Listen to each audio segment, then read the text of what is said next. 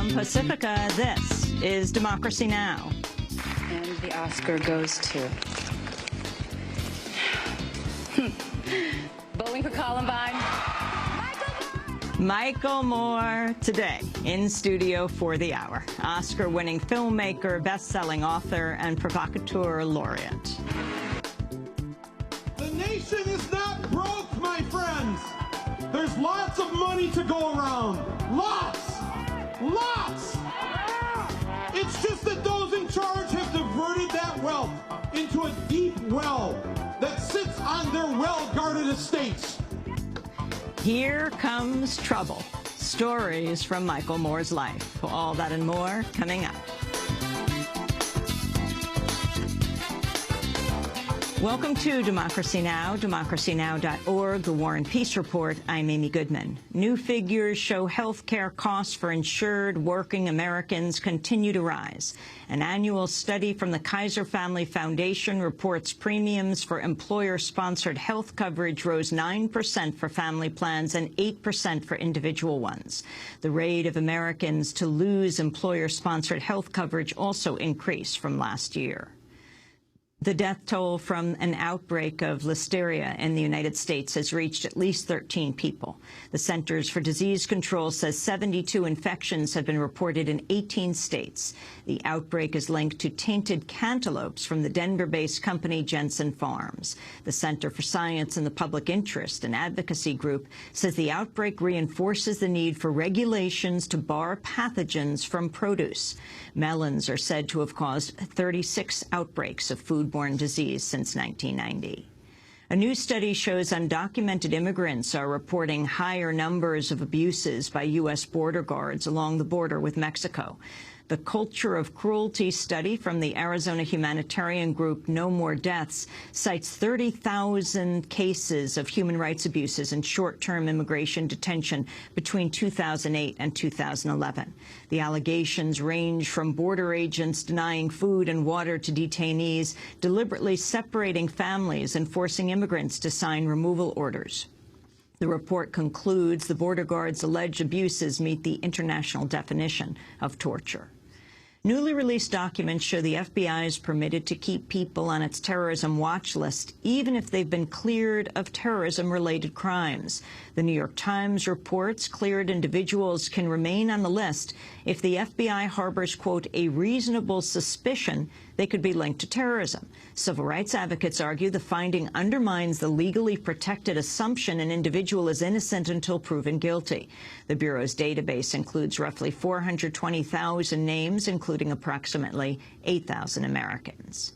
Senior officials within Libya's interim government believe Colonel Muammar Gaddafi is hiding out in the southern region of the country, possibly near the Algerian border. On Tuesday, Libya's revolutionary forces delivered $16 million to the remote southern city of Saba in an effort to flush out and camp Gaddafi loyalists. Pro-Gaddafi forces also still hold the towns of Bani Walid and Sirte. The White House, meanwhile, has extended a program to secure and destroy Libya's stockpile of surface-to-air missiles. Libya possessed approximately 20,000 of the missiles before the uprising began in February. In Belgium, a NATO spokesperson says Libya's National Transitional Council has taken control of securing Gaddafi's chemical stockpile. He is now controlling facilities containing Libya's remaining stockpile of chemical and nuclear-related agents. We are confident that allies and international organizations that are in contact with the NTC are working to ensure that Libyan's governing authorities can take full control of any proliferation-sensitive material that is left, and that they start planning for their safe disposal. The Israeli government has authorized the construction of 1,100 new homes in Jewish settlements in the occupied West Bank. The move comes just days after the Palestinian Authority submitted its request for international recognition of a Palestinian state in the entire occupied territories, which contains the massive settlement blocks Israel continues to expand. It also comes just days after President Obama gave strong backing to the Israeli government in his speech before the United Nations that blasted the Palestinian statehood bid. During his remarks, Obama made no mention of Israeli settlements or human rights abuses in the occupied territories. At the State Department, Secretary of State Hillary Clinton offered mild criticism of the new building plans, calling them counterproductive.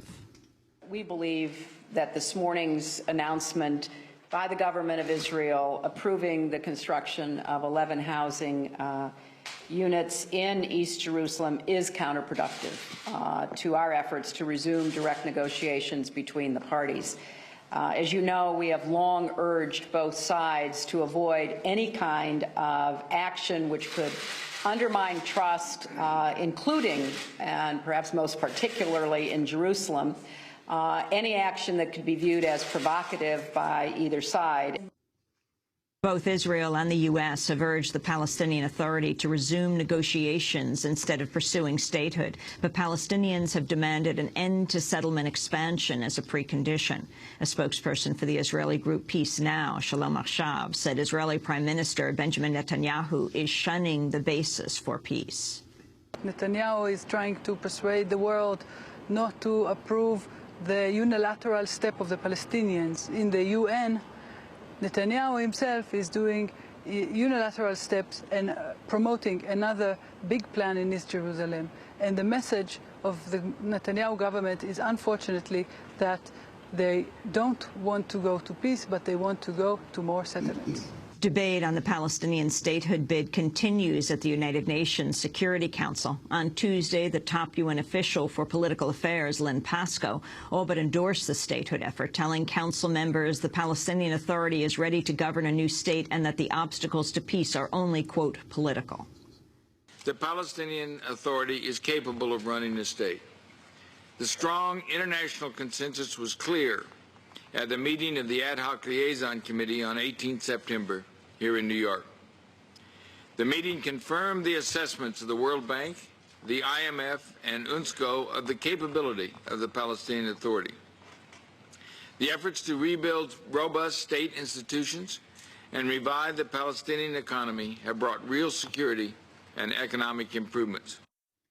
Hundreds of people rallied in several towns in Pakistan Tuesday to protest recent U.S. criticism of the Pakistani government. Last week, the nation's top military chief, Admiral Mike Mullen, accused Pakistani intelligence of backing the Haqqani militant group that's believed to have carried out the recent attack on the U.S. embassy in Kabul. A protest leader said the U.S. will face violence if it carries out more unilateral military action inside Pakistan.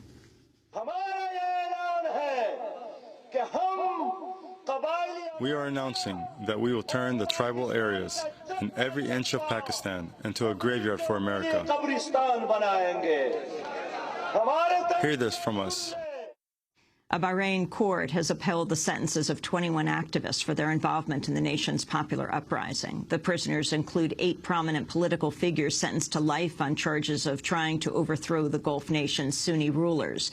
The ruling comes just after the Obama administration announced plans to sell $53 million worth of military equipment to Bahrain, including armored vehicles, as well as bunker buster and wire-guided missiles. Bahrain is a key U.S. government ally and home to the Navy's Fifth Fleet.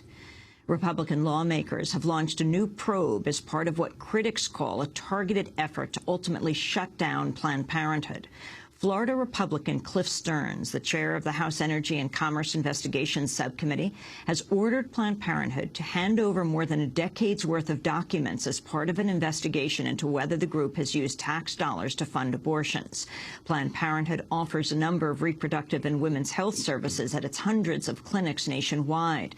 Federal law bans taxpayer funds from funding abortions. Stearns wants the group to hand over internal audits, state audits, and an accounting of how the group separates its abortion-related services. In a statement, Planned Parenthood said, quote, "This is about harassment and intimidation of America's leading provider and advocate of women's health care. This is about a pattern of politically motivated attacks designed to eliminate Planned Parenthood once and for all," the statement read.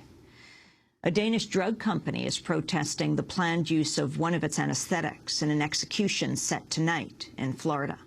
In a letter to Florida Governor Rick Scott, the company Lundbeck says it's adamant in its opposition to use of the drug pentobarbital in the execution of Cuban national Manuel Valle.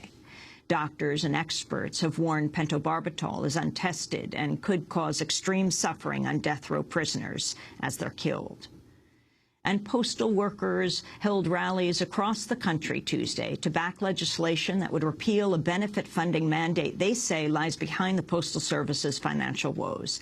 A 2006 law has forced the USPS to become the only agency required to fund 75 years of retiree health benefits over just a 10-year span.